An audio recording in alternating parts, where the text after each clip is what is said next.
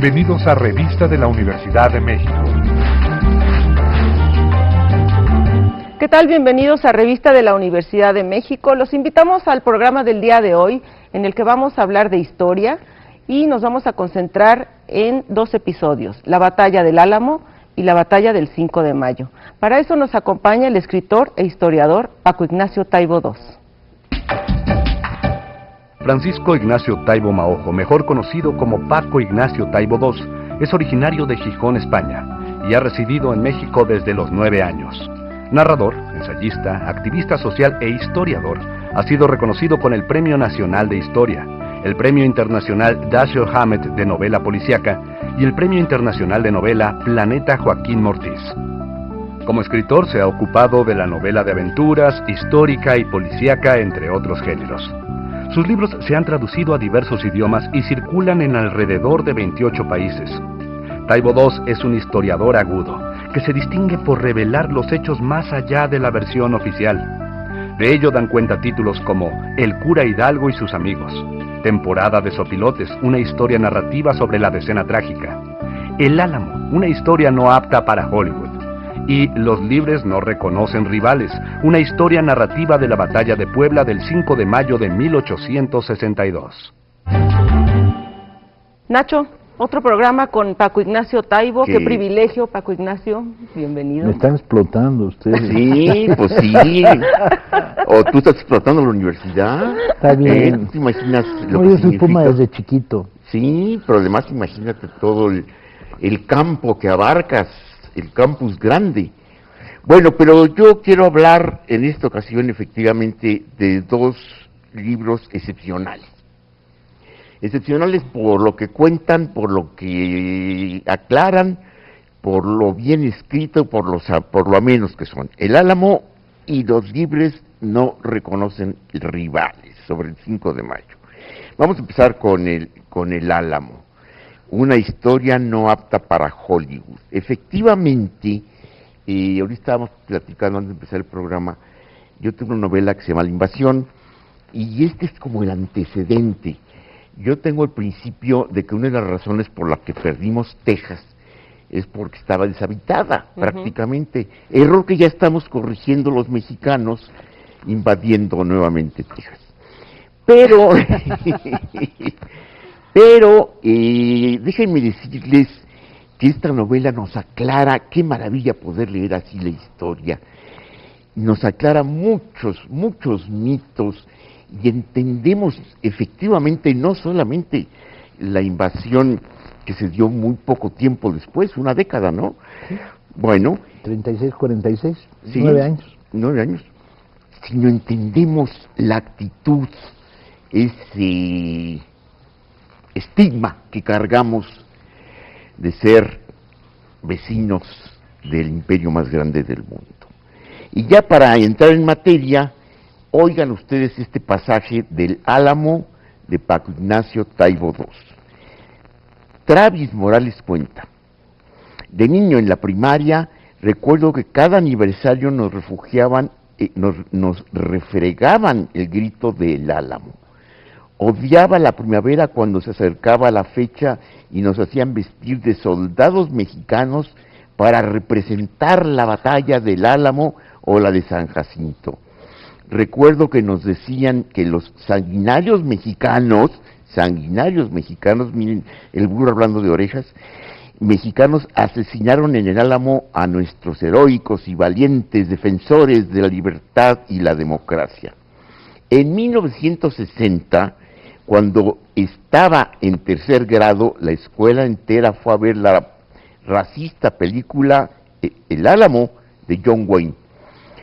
Todas las mentiras que nos decían sobre la historia de Texas nos hacían sentir vergüenza de ser anglos y la película reforzó todo eso. En esos años estaba prohibido hablar español en público y los niños que lo hacían los castigaban. No mucho antes en los parques había avisos que decían prohibidos los perros y los mexicanos. Ese es el Álamo. Cuéntanos cómo se gestó y bueno, es una novela verdaderamente maravillosa. No novela.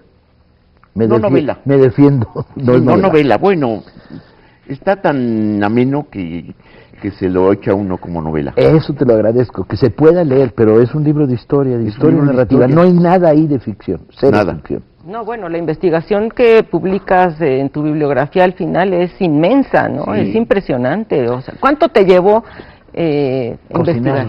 Cocinarlo. Mira, la historia es más o menos como sigue. Yo estaba trabajando en las bibliotecas y en los archivos del sur de Texas para Villa, y encontraba muchísimo material. Villa ahí es personaje, y muchos periodistas y contrabandistas, o sea, y de repente empiezo a descubrir que entras en librerías de viejo y hay toda una sección de Tejana, y ahí decenas, cientos de libros sobre el Álamo.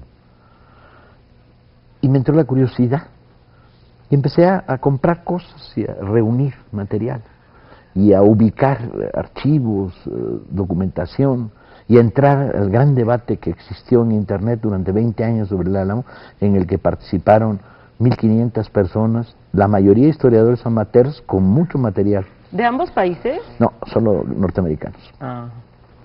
Y entonces de repente me pregunto un día, ¿qué sabes, Paco Ignacio Taibo, sobre el Álamo? Y digo, nada. Espera, no, sí, sé lo que me contó Fess Parker en la película de Disney de los años 50, lo que me contó John Wayne y lo que me contó la nueva versión de Disney del Álamo. O sea, para un mexicano ilustrado, las tres fuentes de información que yo poseía tenían que ver con una idea vaga, bueno, se perdió Texas, Santana capturado, entregó Texas, y el cine de Hollywood. Y dije, no, detente, Satán, esto es peligrosísimo.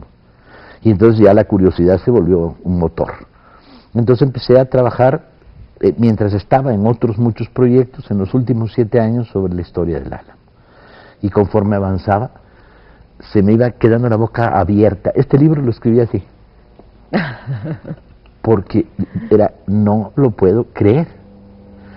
Y entonces ya, es el tema que más películas ha producido bélicas en Estados Unidos, más que Okinawa, es el corazón de la retórica imperial gringa. Pero a ver, ellos construyen un mito a través de este episodio histórico, sí, que es casi fundacional, ¿no? Fundacional. El mito fundacional no es Washington cruzando el Delaware, no es Pocahontas repartiendo maicitos y guajolotes, no es Lincoln en Gettysburg, no, el mito fundacional es Remember the Álamo. Entonces, caray, una historia tejana, la historia de una derrota, no una historia norteamericana. Y entonces empiezas a entrar. ¿Pero por qué le dan tanta importancia? Es difícil descubrir qué genera esta ciclomotricidad, ¿no? Con que van alimentando. Todos los grandes escritores norteamericanos, y algunos de ellos de izquierda, como Steinbeck o Frost, cayeron en la trampa y hacen la loa a la gran libertad, al Álamo, ¿sí? El cine lo alimentó de una manera brutal. Yo creo que para un país que no tiene pirámides, el tener la portada de una misión española y tratarla con la técnica de Disneylandia les da vibraciones positivas. Paco, oye, también el modo como erigen a estos personajes como íconos de la historia del Álamo, por ejemplo a David Crockett. Es fascinante. Crockett, Travis, Bowie, los 3 héroes del Álamo. Y empiezas a estudiar el tema y empiezas a seguirlos y descubres biografías espeluznantes. Bowie, asesino, pendenciero, se llega a México y dice que es católico para poderse casar con la hija de un rico gobernador mexicano, especulador de tierras, no trabajó en su vida, ¿sí? Esclavista. Travis, traficante de esclavos y abogado tranza, víctima de enfermedades venéreas, abandona a su mujer en Estados Unidos, se viene para acá, lleva el conteo de las mujeres con las que tiene relaciones. No, fascinantes. Y creo que es un político fracasado que cuando pierde unas elecciones dice, me voy a Texas a construir una nueva parte de poder, una nueva fuente de poder. Y sus muertes heroicas. Pues, Travis muere en la noche, en el momento en que empieza el asalto, un tiro en la frente, adiós, es el primero en morir. Bowie estaba casi muerto, agonizante o muerto, víctima de una fiebre tifoideas, y entonces llegan los soldados mexicanos y lo bayonetean, nada. Y Crockett se rinde y dice que él iba pasando, que era un botánico, y Santana lo manda a fusilar. No hay heroicidad ninguna. La batalla del Álamo Pues duró media hora. 45 minutos. Y la carnicería que se produce es porque Santana es un irresponsable y un criminal que manda a sus soldados en 4 columnas de noche, donde evidentemente el fuego se va a cruzar. La mayoría de las bajas son producto de fuego amigo. ¿Sí? Y luego cuando entras, los esclavistas, el negocio, los especuladores de tierras de Nueva York, vendiendo y comprando tierras que nunca han visto y que describen las abejas, los bisontes, los manantiales de agua, es el oeste del desierto de Texas, ¿sí? Y ya al final la piedra angular de todo esto, que se te cae en pedazos, es quienes decretan la independencia de Texas. La decretan 60 y tantas personas, de las cuales solo 3 son tejanos. Es igual que si ahorita nosotros 3 decidimos la independencia de Manhattan. Sí. Pues órale, ¿no? Votémosla. Y bueno, entonces cuando lo haces ya de una manera sistemática, usando fuentes norteamericanas, el 80% del libro está basado en fuentes norteamericanas, y del otro lado el desastre. Generales que gastaban más en una casaca con bordados de oro que en la comida de sus soldados. Coroneles que compraban la comida de su batallón para revendérsela a los soldados. Soldados de caballería que llegaron al Álamo caminando 4.500 kilómetros porque habían vendido sus caballos. Oye, y un montón de testimonios, como esta mujer, ¿cómo le llamaban?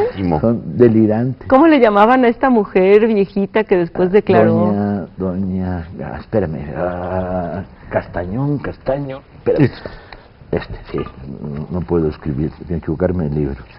La historia de las fuentes, es que esta maravillosa, Madame Candelaria. Madame Candelaria es un personajazo en esta historia, ¿no?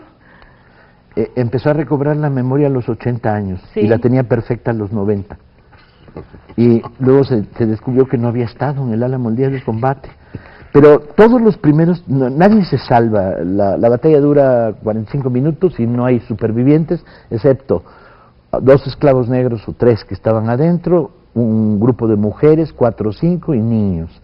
Bueno, esos testigos al paso de los años van recobrando memoria y cada vez saben más y recuerdan más cosas. Y ya cuando tienen 80 años ya recuerdan todo. Y la Madame Candelaria dice, entonces Bowie murió en mis brazos y esta cicatriz que tengo aquí es de un bayonetazo. Dice, pero si no estuviste ahí. Pues yo creí que los mexicanos eran especialistas en falsificar la historia. Pero esta es la maquinaria, esta es la máquina. Los periodistas y Hollywood. Qué barbaridad. Bueno, vamos a hacer una pausa. Vamos a tener ahora nuestra sección de efemérides, en la que Mauricio Molina nos recuerda la participación que tuvo Agustín Yáñez en la revista de la Universidad de México hace 60 años.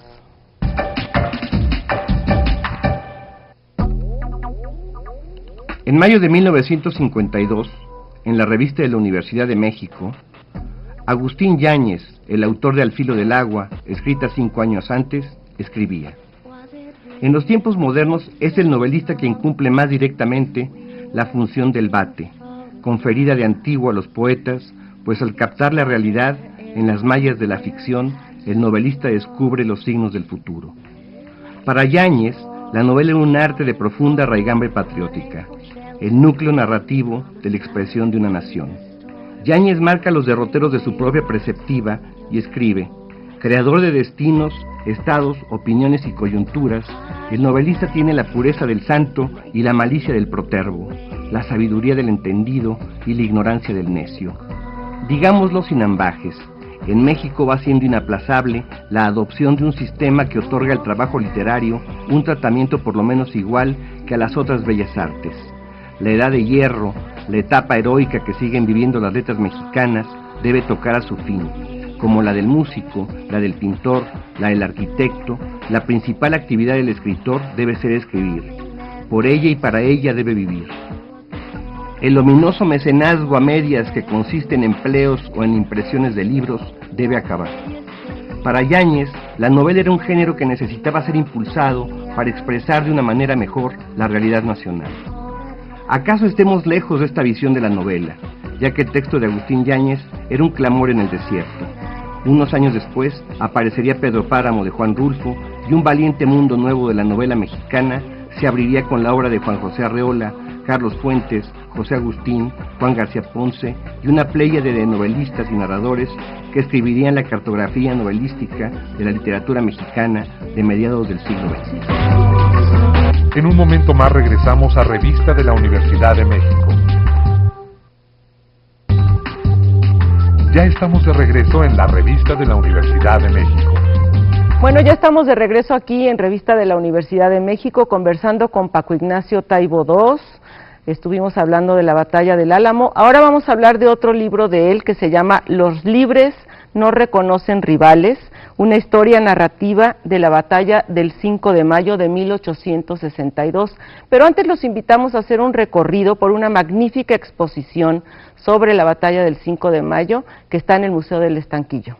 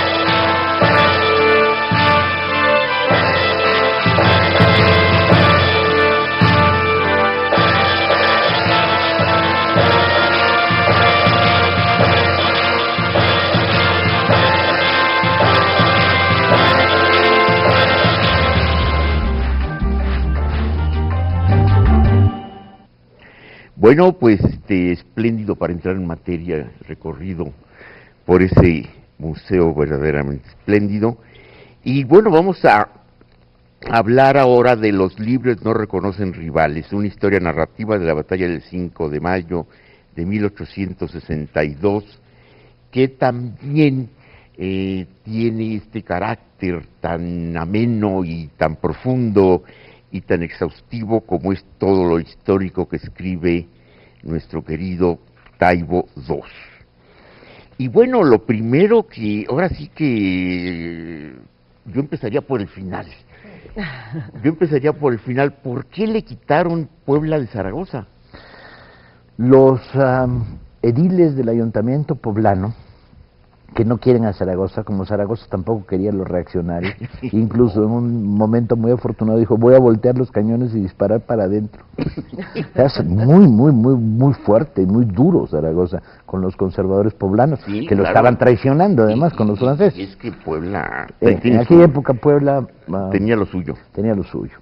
Y luego la iglesia. La iglesia poblana y los conservadores poblanos. Bueno, pues los ediles decidieron quitarle el nombre hace 4 o 5 años y convertirla de Puebla de Zaragoza, que es como se llama, en Puebla de Los Ángeles.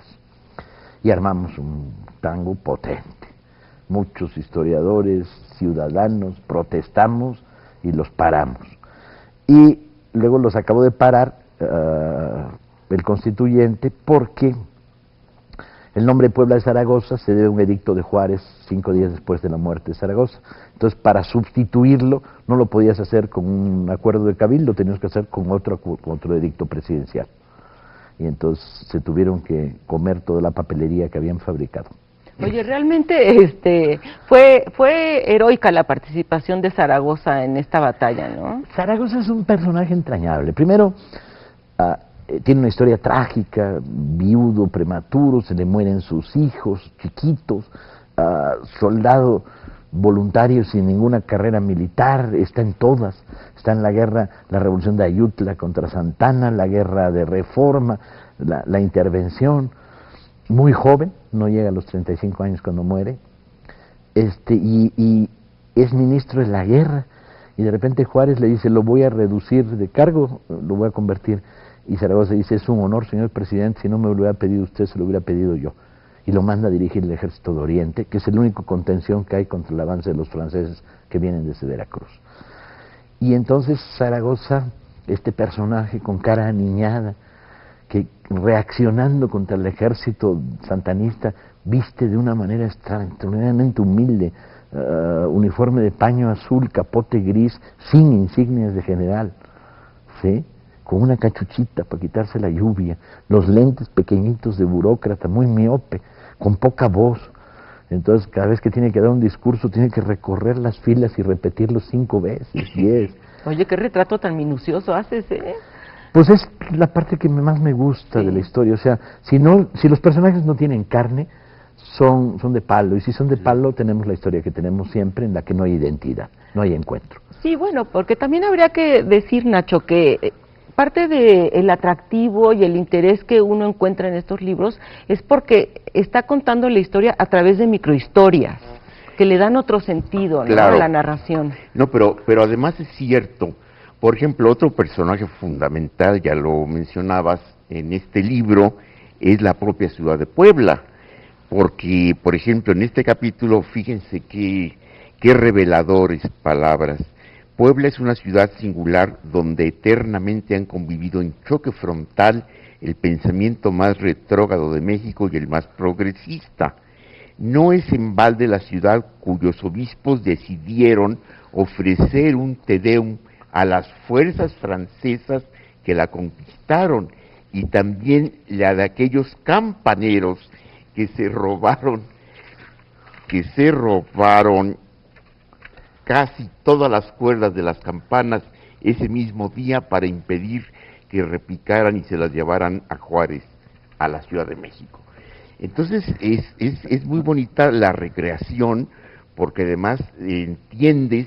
Yo siempre he creído que escritores como Taibo II te permiten ir reconociendo y acentuando eso que llamamos nuestra identidad mexicana. Claro, la historia es identidad. ¿La historia es identidad o es ceremonia en el patio de la escuela bajo el sol, cantando canciones sonzas y oyendo poemas mensos? ¿O es identidad? El que no se identifique con el ejército de Oriente, que en una semana habían comido solo 3 veces. La mitad de ellos están descalzos. Los artilleros les quitaron los fusiles para dárselos a otra tropa, y por eso tienen que defenderse en el segundo asalto sobre Loreto, tienen que defenderse con piedras y con las balas de cañón aventándolas. El que no se identifique con esos, que eran jarochos, por cierto, los artilleros de... Oye, pero en la introducción al libro, tú comentas la emoción que te dio mientras estabas investigando conocer esta historia a fondo y a sus personajes. Sí, ¿no? porque salí del Álamo muy quemado. Como yo soy muy emotivo cuando trabajo y no lo puedo evitar y no lo quiero evitar. Y el Álamo salí quemado. Salí diciendo, ya, no más una historia de chaqueteros de un lado, traidores del otro, falsarios del tercero, basta ya, no tengo identidad, no encuentro a quién querer. Sí.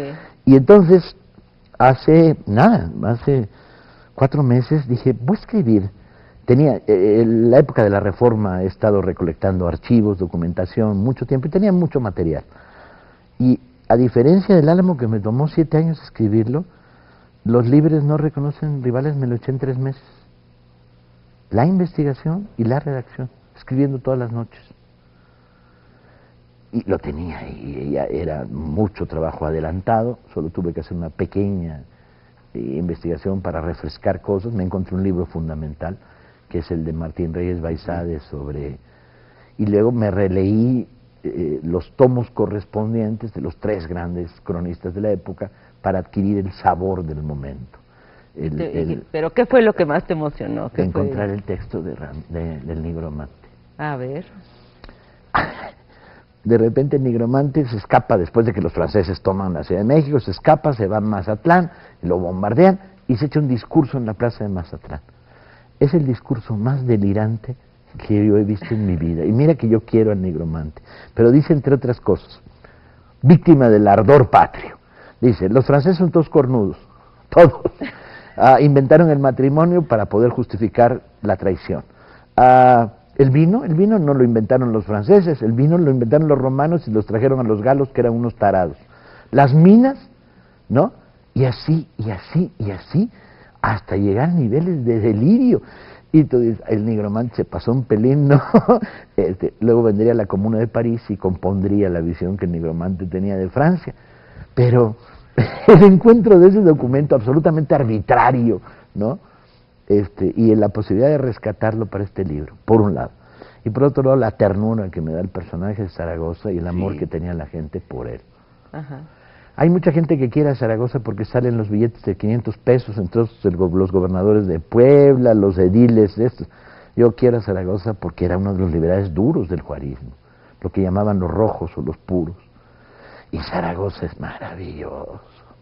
Yo quisiera recordarle al público que todo lo que estás narrando aquí está en el libro, que es un libro que se lee muy fácil, que es un libro delicioso y que la estructura que tiene de capítulos cortos, de cómo el tratamiento que haces de cada uno de los personajes, lo hace un libro entrañable, ¿no? Que nadie debe de asustarse porque es histórico, ¿no? Porque se trata de la historia y lo recomendamos mucho a nuestro público.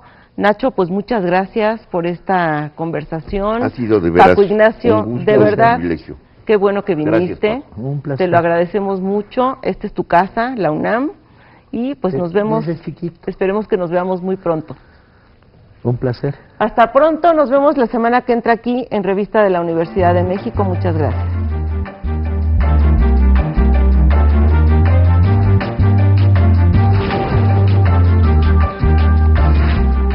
Los esperamos la próxima semana en Revista de la Universidad de México.